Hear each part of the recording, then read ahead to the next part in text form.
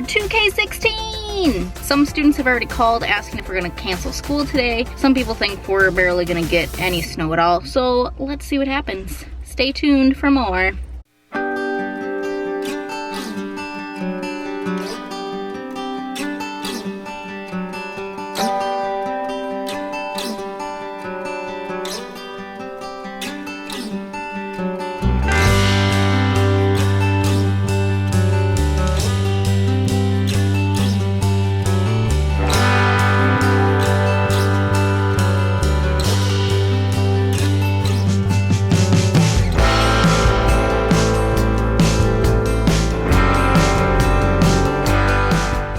I guess I was wrong about the blizzard. It came and it happened and it's still happening right now. Can't even see out my windows in my car. They're covered in snow.